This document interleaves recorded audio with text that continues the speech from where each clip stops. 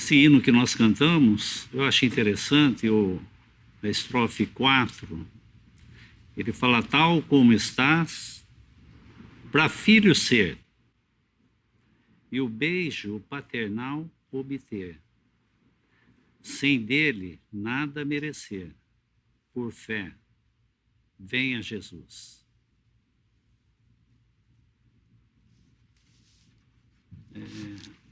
É muito comum nós ouvirmos as pessoas falarem sobre que todos são filhos de Deus, né? Às vezes, uma situação contrária, e as pessoas começam a falar: não, mas nós somos todos filhos de Deus, né? E nós que conhecemos a palavra de Deus, nós sabemos que não é dessa forma. Podemos abrir no Evangelho de João, capítulo 1.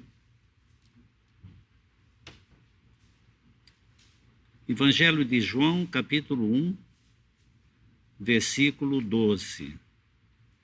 Mas a todos quantos o receberam, deu-lhes o poder de serem feitos filhos de Deus, aos que creem no seu nome, os quais não nasceram do sangue, nem da vontade da carne, nem da vontade do varão, mas de Deus.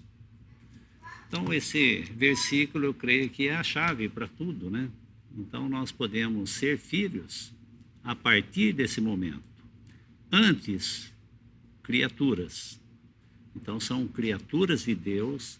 Quando uma pessoa ainda não crê na obra de Cristo, não crê como Cristo como Salvador, ela é uma criatura de Deus, criado por Deus, mas não filho. Então, nós vemos que esse hino é bem claro: tal como estás, para filho ser, e o beijo paternal obter, sem dele nada merecer, por fé, venha Jesus.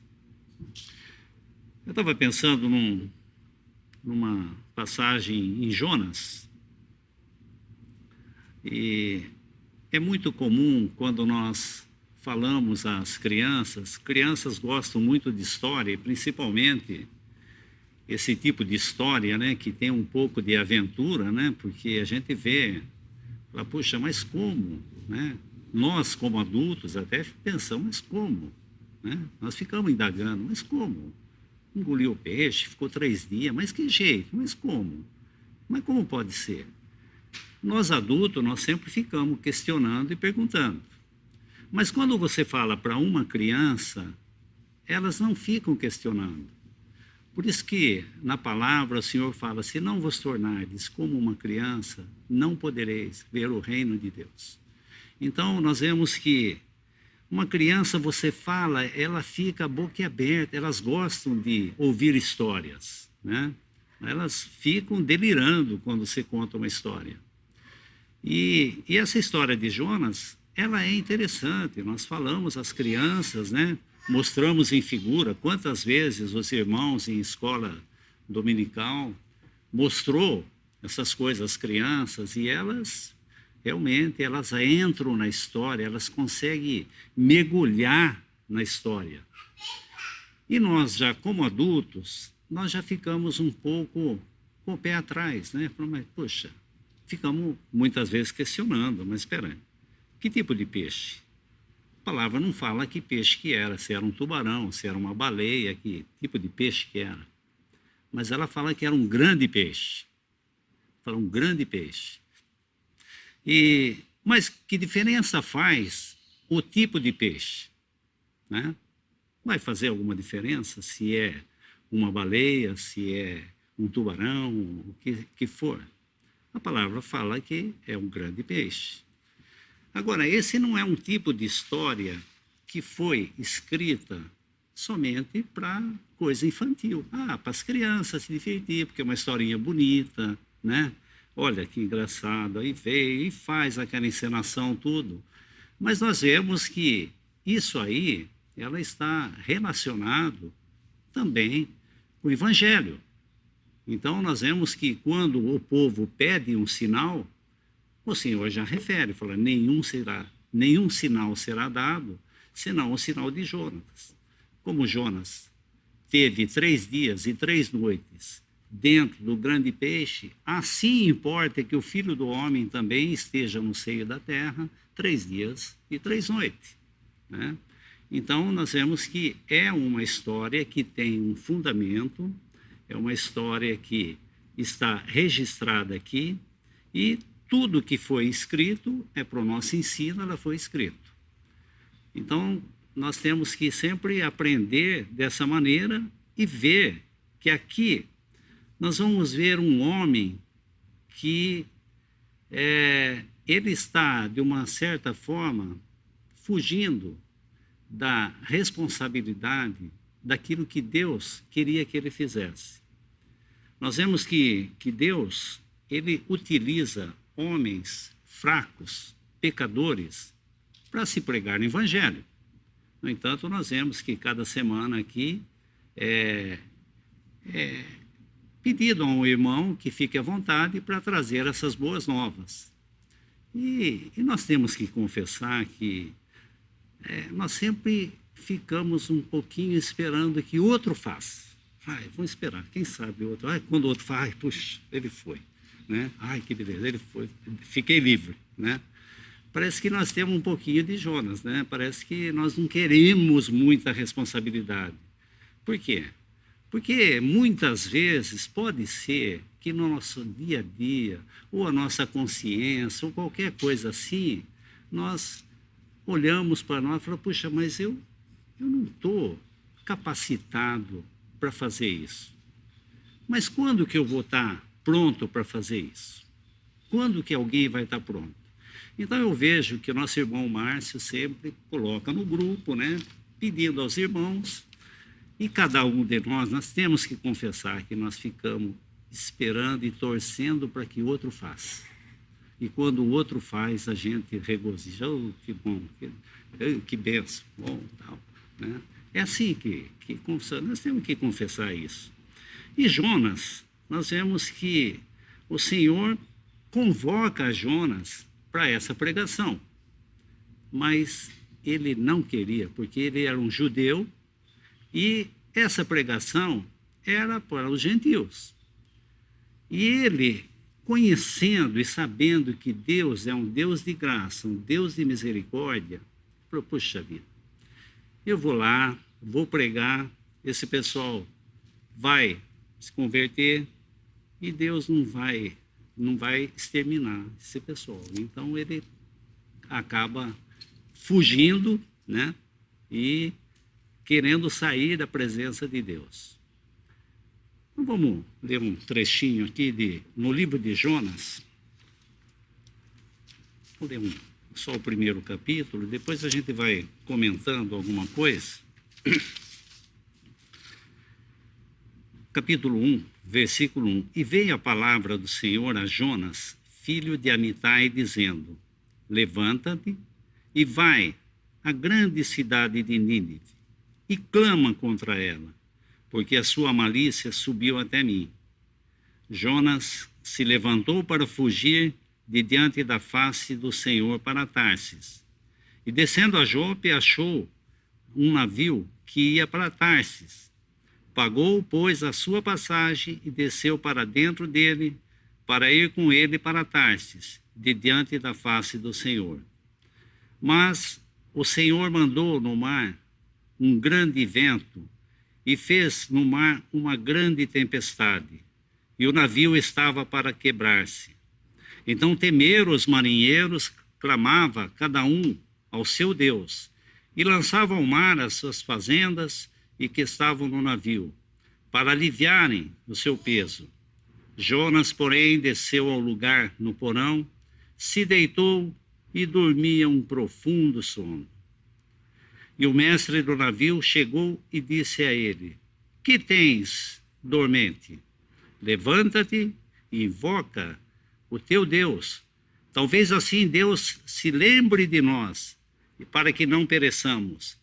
E dizia a cada um a seu companheiro, vinde e lancemos sortes, para que saibamos por que causa nos sobreveio este mal. E lançaram sortes, e a sorte caiu sobre Jonas. Então lhe disseram: declara-nos tu agora, por que razão sobreveio este mal? Que ocupação é a tua? De onde vens? Qual a tua terra? E que povo és tu? E ele lhes disse: eu sou hebreu e temo ao Senhor, o Deus do céu, que fez o mar e a terra seca. Então esses homens se encheram de grande temor e lhe disseram: por que fizeste tu isto? Pois sabiam os homens que fugia de diante do Senhor, porque ele o tinha declarado. E disseram-lhe: que faremos nós para que o mar se acalme? Porque o mar se elevava e engrossava cada vez mais. E ele lhe disse: levantai-me e lançai-me no mar, e se aquietará. Porque eu sei que por minha causa vos sobreveio este grande tempestade. Entretanto, os homens remavam, esforçando por alcançar terra, mas não podiam, porquanto o mar ia se embravecendo cada vez mais contra eles. Então clamaram ao Senhor e disseram: ah, Senhor, nós te rogamos, e não pereçamos por causa da vida deste homem. Não ponha sobre nós o sangue inocente, porque tu, Senhor, fizeste como te aprouve. E levantaram Jonas e o lançaram ao mar, e cessou o mar a sua fúria. E temeram, pois, esses homens ao Senhor com grande temor, e ofereceram sacrifícios ao Senhor e fizeram votos. E preparou, pois, o Senhor um grande peixe para que tragasse Jonas, e este teve 3 dias e 3 noites nas entranhas do peixe. Nós vemos aqui que Jonas fugindo do Senhor e a paciência do Senhor aguardando tudo o que aconteceu aqui. Então Deus é um Deus longânimo, um Deus de paciência. Nós temos que entender que um coração de um profeta com um coração de um outro crente qualquer é o mesmo, não é diferente. O coração de um profeta não é diferente de um como nós, é o mesmo, porque a mesma carne é a mesma coisa. Esses dias atrás estivemos lendo sobre Paulo e nós vemos que Paulo foi um apóstolo escolhido por Deus, né? E nós vemos que Deus fez a escolha, nós vemos que Deus pediu para que Ananias fosse lá e ungisse a Paulo, e Ananias contesta ao Senhor, falando: puxa, mas esse homem fez tanto mal, esse homem perseguiu, esse homem fez... Não, vai, porque este é um vaso escolhido para o meu nome, e ele vai ver o quanto ele vai padecer pelo meu nome. Ele não fala o quanto ele vai ser honrado, o quanto ele vai ter glória nesse mundo. Não, ele vai padecer pelo meu nome. Só que nós vemos na vida de Paulo muitas coisas também. O interessante da palavra de Deus é que ela não mostra somente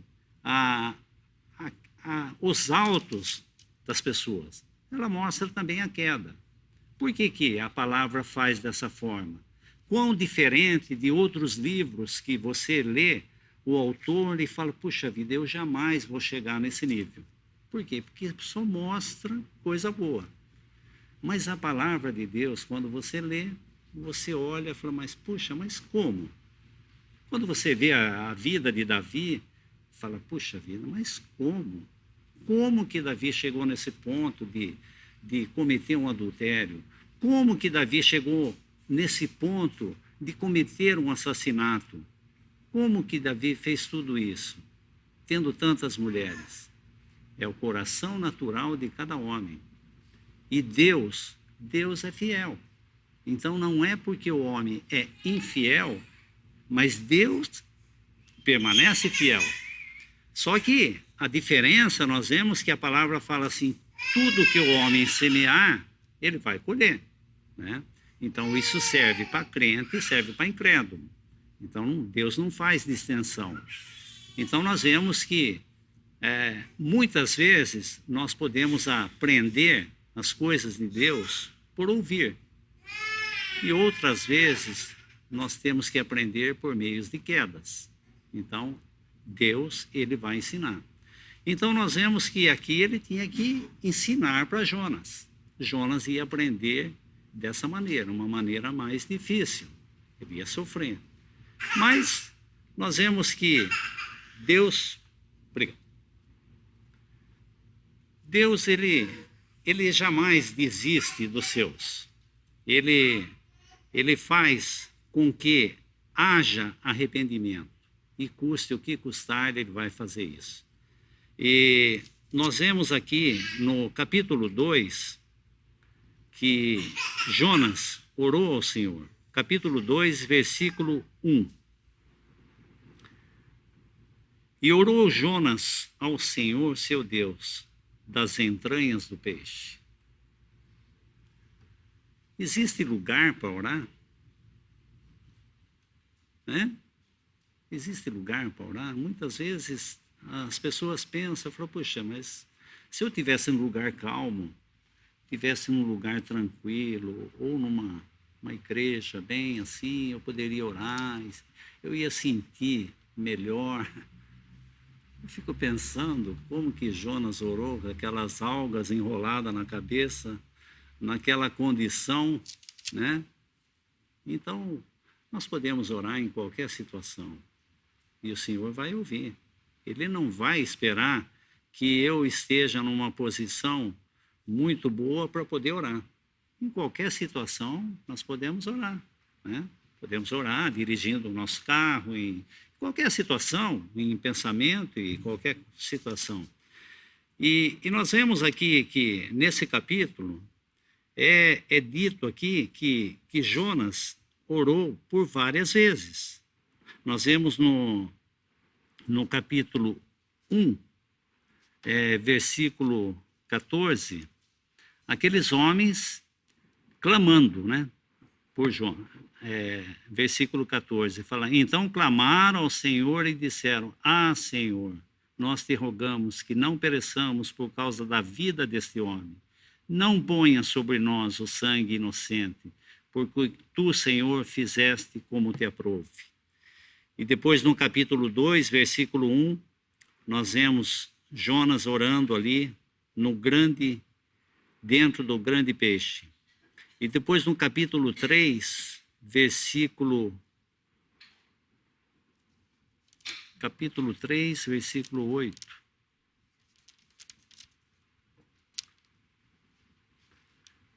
Mas os homens e os animais estarão cobertos e clamarão fortemente a Deus e converterão cada um do seu mau caminho e da violência que há nas suas mãos. E no capítulo 4, versículo 2, e orou ao Senhor e disse, Senhor, não foi isso que eu disse, estando ainda na terra? Por isso me preveni, fugindo para Tarsis, pois sabia que tu és Deus piedoso, misericordioso, longânimo e grande benignidade, que te arrependes do mal. Peço-te, pois, Senhor, tira a minha vida, porque melhor me é morrer do que viver. No capítulo 2, Jonas ora para que o Senhor o salve. No capítulo 4, ele indignado com a bondade de Deus, com a misericórdia de Deus, ele ora para que Deus tire sua vida. E nós vemos que Deus utiliza homens fracos, como nós, pecadores, ele não utiliza anjos para pregar o evangelho.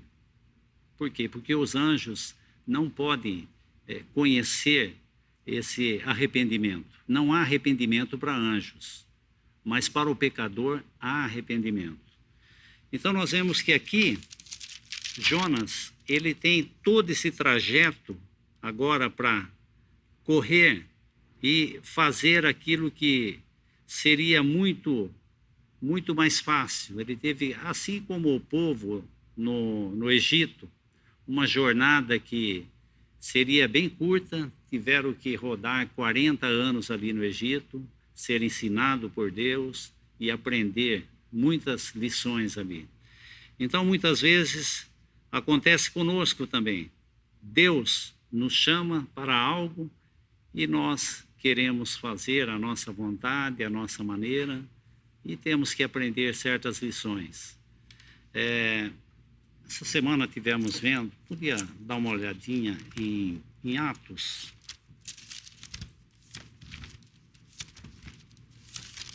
O livro de Atos, capítulo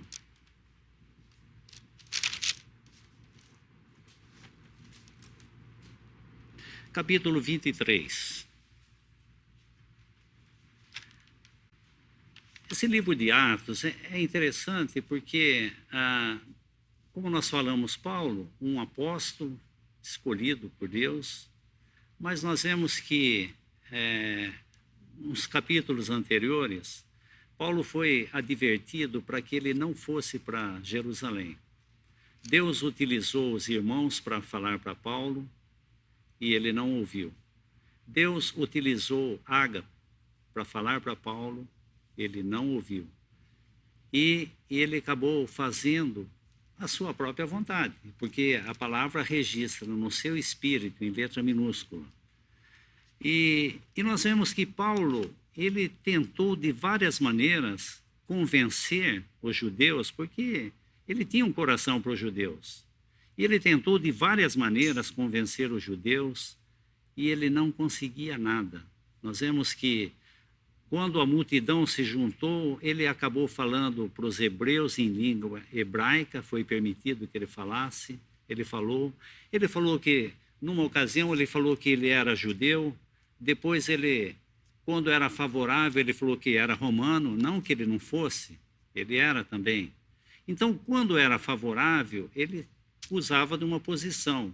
Quando era favorável de outra maneira, ele usava de uma outra posição. Mas tudo por quê?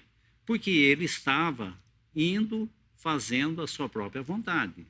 Os irmãos advertiram para que ele não fosse, o Senhor enviou a um profeta, mas ele acabou fazendo a sua própria vontade, e assim nós vemos que tudo que ele fazia não dava certo. Por quê? Porque era ele fazendo. Quão diferente, porque o Senhor dá livramento para Paulo, embora ele fazendo coisas que não era segundo aquilo que era para ele fazer, nós vemos que quando chegaram ao ponto de querer matá-lo, o Senhor dá um livramento a Paulo de uma forma humana. Nós vemos que nunca ouvimos falar de um sobrinho de Paulo. E esse sobrinho de Paulo acaba sabendo que os judeus estavam querendo matar a Paulo e vai e anuncia isso. Paulo envia ele ao tribuno e Paulo acaba sendo livre dessa forma. Então, quão diferente quando foi com Pedro, que Deus utilizou um anjo para chegar lá, abrir as portas, trazer Pedro para fora. Por quê? Porque Pedro estava ali em obediência, né? Ele não estava fazendo algo contra. Então, Deus utilizou dessa maneira. Mas agora com Paulo, Deus estava usando de uma maneira humana. Usou ali o sobrinho de Paulo e acabou livrando Paulo. E Paulo tentou de todas as formas, ele falou, e no capítulo 23, versículo 6, eu vou ser bem conciso aqui, mas fala assim: e Paulo, sabendo que uma parte era dos saduceus e outra do fariseu, clamou ao conselho: varões e irmãos, eu sou fariseu, filho de fariseu, no tocante à esperança e ressurreição dos mortos, sou julgado. E havendo dito isto, houve dissensão entre os fariseus e os saduceus, e a multidão se dividiu. Porque os saduceus dizem que não há ressurreição nem de anjo, nem de espírito, mas os fariseus reconhecem uma e outra coisa. E originou-se um grande clamor. Levantando-se os escribas da parte dos fariseus, contendiam, dizendo: nenhum mal achamos nesse homem. E se algum espírito ou anjo lhe falou, não resistamos a Deus. E havendo grande dissensão, o tribuno, temendo que Paulo fosse despedaçado por eles, mandou descer a soldadesca para que o tirassem do meio deles e o levassem para a fortaleza. E eu acho muito bonito esse versículo 11, porque Paulo, ele estava agindo, seria como ele estivesse tirando da sua mochila tudo aquilo que ele poderia, e ele tinha, porque era um homem que ele falava vários idiomas, né? Realmente ele era judeu, ele era romano, tudo aquilo que ele falava era. Mas como ele estava em desobediência, nada daquilo que ele fazia dava certo, né? Ele falava de uma maneira e um contra que ele ia matá-lo. Aí ele, percebendo que ali havia fariseus e saduceus, ele implementou dessa maneira e houve aquele tumulto, né? Só criou tumulto. E daí no versículo 11 fala assim: e na noite seguinte, apresentando-se-lhe o Senhor, disse: Paulo, tem ânimo, porque como de mim testificasse em Jerusalém, assim importa que testifiques também em Roma. Então seria como se batesse na costa: Paulo, fica tranquilo, sabe? Então isso aí para nós é um consolo, porque o Senhor não fala, então você vira, né? O Senhor, ele está ali, né? Ele está nos ajudando. Então isso para nós é um consolo. Então nós vemos que Jonas também, o Senhor não desamparou. Falou, tá bom, quer ir para cá? Porque uma vez eu lembro que um irmão falou que esse mundo aqui, esse mundo é um navio que está indo para Tarsis, né? Esse mundo é desse jeito, né? Então nós vemos que Deus, ele teve que ter paciência com Jonas e Jonas aprender essa lição.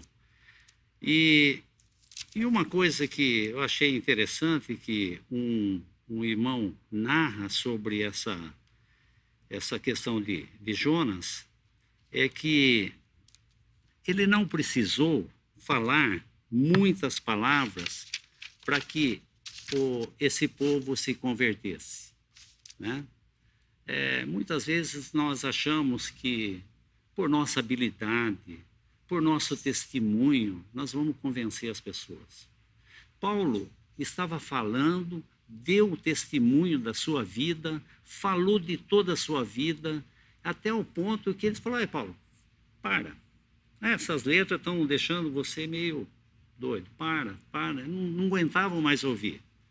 Então, muitas vezes, quando nós começamos a pregar a palavra e vemos que achamos que não faz efeito, nós queremos introduzir a nossa vida, a nossa experiência. E nós vemos que nada disso. É a palavra de Deus que tem vida. É essa palavra que vai tocar nas pessoas.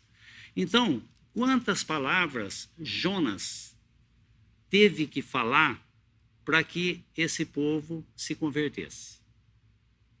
Ele não teve que fazer uma declaração, ele não teve que contar a sua vida, falou: olha, eu estava assim, era para ir fazer e tal, depois eu fui num navio, depois eu fiz aquilo, depois eu ia. E como muitas vezes a gente começa a contar a nossa vida e a gente quer dar uma floreada assim, falando tanta coisa. Ele não fez nada disso. Aliás, eu creio que ele foi de muito mau grado lá, porque ele foi como a gente muitas vezes vai na cabeça lá, tá bom, e vai lá, vou falar e agora vou sentar, vamos ver o que acontece, né? Mas é interessante, o irmão fala assim que foram 8 palavras que Paulo falou e eles se converteram. 8 palavras. Todo esse caminho que ele correu, todo esse trajeto que ele saiu, tudo aquilo que aconteceu com ele, de ser engolido por esse peixe, dele ter que orar lá, de ter que fazer todo esse tipo de coisa, depois ter que caminhar mais 3 dias, tudo para chegar lá, chegar no ponto. Como que a gente faz rodeio com as coisas? A gente fica, né? Uma coisa tão simples e a gente fica ali, né? Deixando as coisas difíceis. Ele falou assim,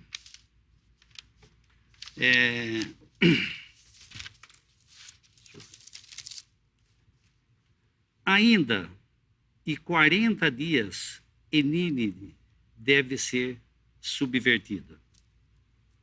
Foi isso aí que ele falou. Ele não falou mais nada. E foi lá e foi esperar, ver o que acontecia. Nós vemos que nosso irmão Mário, ele tem o Evangelho em 3 minutos. Em 3 minutos dá para falar bastante coisa, né? Mas aqui nós vemos que foi falado somente essa palavra. Versículo... Agora preciso achar onde que está aqui. Se eu...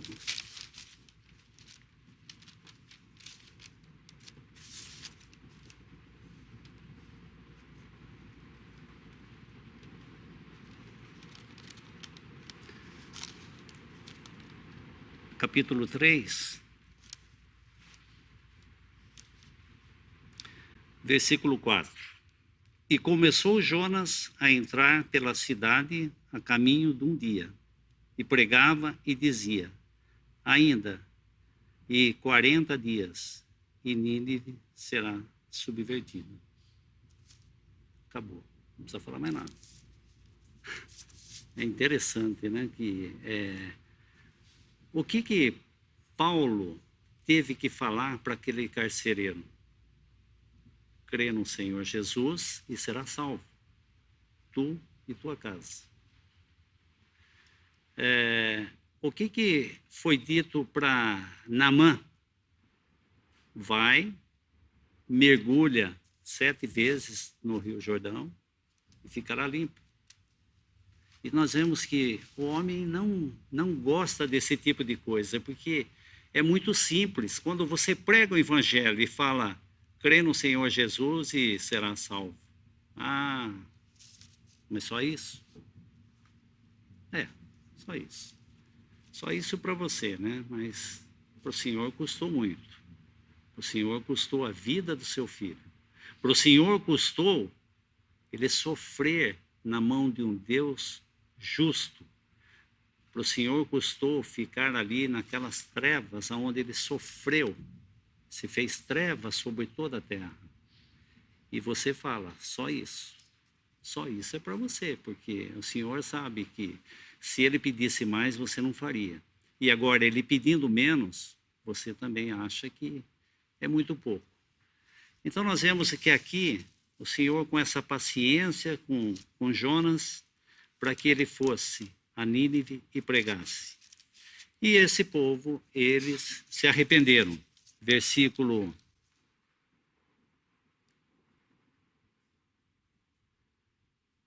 4, eu vou ler novamente. E começou Jonas a entrar pela cidade a caminho de um dia. Pregava e dizia, ainda 40 dias, e Nínive será subvertida. E os homens de Nínive creram em Deus e proclamaram um jejum, vestiram de saco, desde o maior até o menor. A palavra não fala.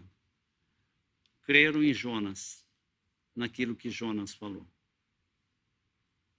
Creram em Deus. Creram na palavra de Deus. Então, o nosso testemunho é bom. Só que muitas vezes nós nos gloriamos de dar o nosso testemunho. Parece que nós fizemos alguma coisa por merecer. E isso ofusca um pouco do Evangelho. Então, o Evangelho tem que ser pregado, que é a palavra de Deus. É a palavra que tem poder. É essa palavra que vai gerar vida. Por quê? Porque a palavra diz que todos estão mortos em delitos e pecados. A palavra fala, não há um justo, nenhum sequer.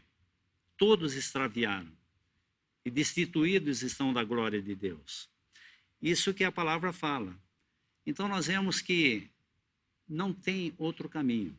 A palavra fala que não há um justo. Ah, mas eu faço, olha, eu procuro fazer, eu procuro ajudar as pessoas, porque o que importa... Mas a palavra fala assim, você está fazendo errado, né? Achei interessante, essa semana veio uma senhora na minha loja, uma caixinha, agora é Natal e tal, e vem com aquelas velinhas para vender. Olha, eu vendo essas velhinhas e depois eu conto uma história do menino Jesus, aquela história, né? Ele falou, olha, a palavra de Deus não fala nada de contar a história do Senhor Jesus, porque nunca teve lugar para ele aqui nesse mundo. Nunca. Ele teve que nascer numa manjedoura, ele foi perseguido, então não tem uma história boa para se contar dele. Mas o que a palavra fala para nós lembrarmos é da sua morte, não do seu nascimento. Então o Senhor Jesus, quando estava com seus discípulos, ele instituiu a ceia e falou, fazei isso em memória de mim até que eu venha. Então, daí eu falei, e a senhora crê no Senhor Jesus como Salvador? Ela falou, naquele dia o Senhor... Eu falei, não, hoje, como que a senhora vai contar uma bela história para uma pessoa se nem a senhora tem a certeza daquilo que a senhora está falando? Como que eu posso falar para uma pessoa de uma novidade se eu mesmo não tenho? Vou deixar essa pessoa falar, mas faça aí. É um monte de regra. E sabe que regras elas são quebradas. A gente procura furar a regra de toda maneira. Podendo, a gente faz. Então, nós vemos que aqui não precisou muita coisa para Jonas sair e fugir da presença do Senhor. Nós vemos muitos casos na palavra de grandes homens fugindo, e por pouca coisa. Nós vemos Pedro negando ao Senhor Jesus, não precisou muita coisa, uma simples criada foi lá e falou, você está... Não, nem conheço, nunca vi, nem sei quem é. Não, negou. E nós vemos que nem por isso o Senhor abandonou, porque o Senhor já havia dito para Pedro, falou, olha, está escrito. Falou, não, Senhor, jamais, eu dou minha vida. Não, está escrito. Então, o Senhor já tinha intercedido por Pedro antes da queda. Muitas vezes nós pensamos que o Senhor vai interceder depois. Não, ele já sabe antes que aconteça. Isso é maravilhoso.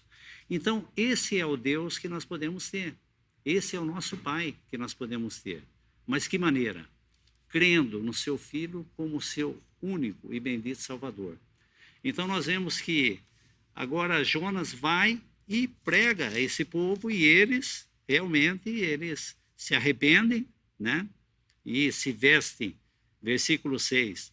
Porque a palavra chegou ao rei de Nínive, levantou do seu trono, tirou de si os seus vestidos, cobriu de saco, assentou-se sobre cinza, fez uma proclamação e divulgou em Nínive, por mandato do rei e dos seus grandes, dizendo, nem homem, nem animais, nem bois, nem ovelhas provem coisa alguma, e nem se lhe dê pasto, e nem bebam água. Mas os homens e os animais, cobertos de saco, clamarão fortemente a Deus, e se converterão, cada um, do seu mau caminho e da violência que há nas suas mãos. Quem sabe se voltará a Deus, se arrependerá e fartará do furor da sua ira, de sorte que não pereçamos. E Deus viu as obras deles, como se converteram no seu mau caminho, e Deus se arrependeu do mal que lhe faria e não fez. E o que aconteceu? Será que Jonas falou, que bom que se arrependeram. Capítulo 4. Mas desgostou-se Jonas extremamente disso e ficou todo ressentido. E orou ao Senhor, agora ele pede a morte. Vou morrer.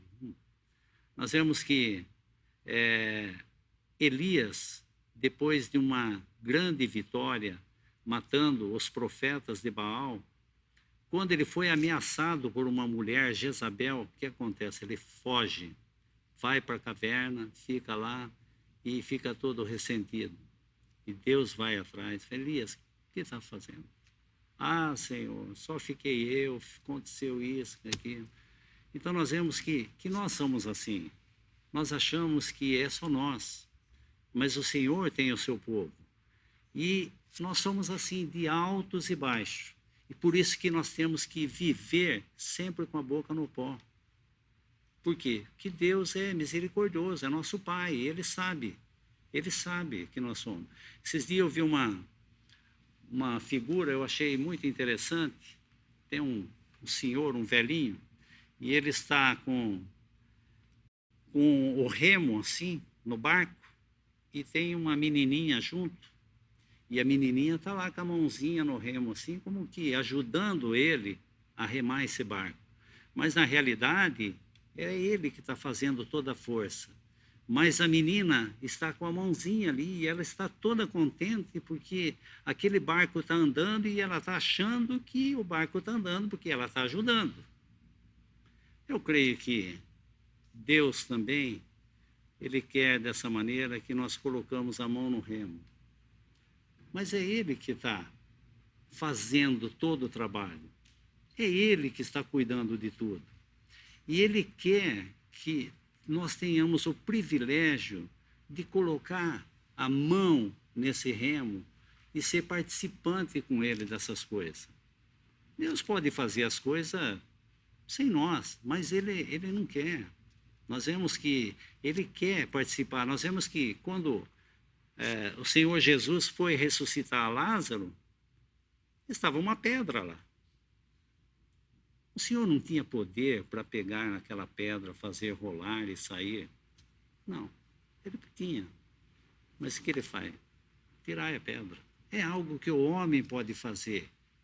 Por que eu vou correndo fazer lá se eu sei que o meu filho pode fazer esse trabalho? Filho, vai lá, pega esse. Eu sei que ele é capacitado de fazer. E ele vai ficar contente, pronto, pai, eu fiz. Né? Então nós vemos que o Senhor, Ele quer dessa forma que nós sejamos participantes disso.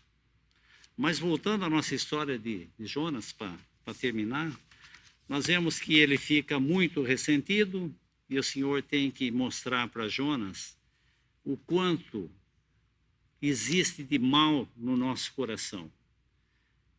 Nós vemos que, versículo 5, então Jonas saiu da cidade, assentou-se ao oriente da cidade e fez uma cabana e se assentou debaixo dela, à sombra, até ver o que aconteceria na cidade.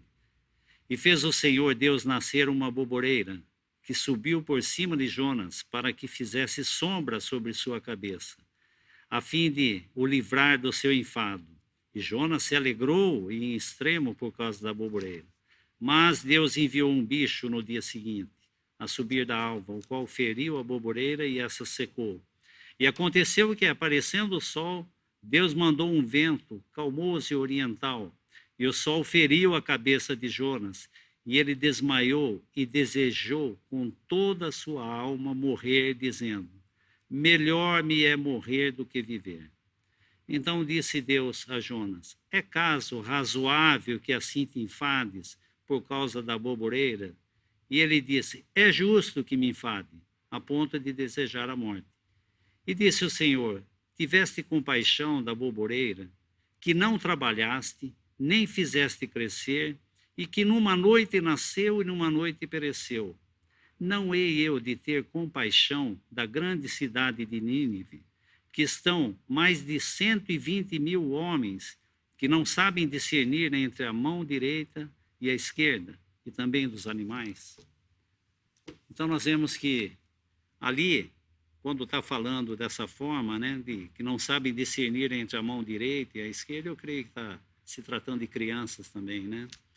Então, nós vemos que o Senhor tem que usar dessa forma para mostrar e trazer a sensatez a Jonas. E assim o Senhor tem que fazer muitas vezes conosco, né? Porque nós somos seletivos em até pregar o Evangelho. Nós, às vezes, temos alguém assim, mas falo, deixa, vou falar para mim. Deixa. Temos que confessar que existe isso em cada um de nós, né? Porque se esses homens estão aqui nos representando, então eu sei que não tem nada de bom comigo, né? Então é bom a gente conhecer. Então, só mais uma vez, se alguém ainda não conhece ao Senhor Jesus e quer ser filho, aceita Cristo como Salvador, crê no Senhor Jesus e será salvo, como a palavra fala. Simples, mas Ele fez todo o trabalho, né? Nós vemos que Ele sofreu na mão de Deus, um Deus santo, Ele sofreu na mão dos homens todas as coisas. Ele sofreu sendo abandonado pelos seus. Todo o trabalho é dele. Apenas aceite a Cristo como Salvador e agora você pode falar, puxa vida, Ele me conhece. Ele sabe que eu sou como Jonas, Ele sabe que eu sou como Pedro, Ele sabe que eu sou como Paulo, Ele sabe que eu sou como Davi, Ele sabe que eu sou como Elias, Ele sabe que eu sou como todos esses. E tire essa máscara, tire essa capa, tire tudo isso, né?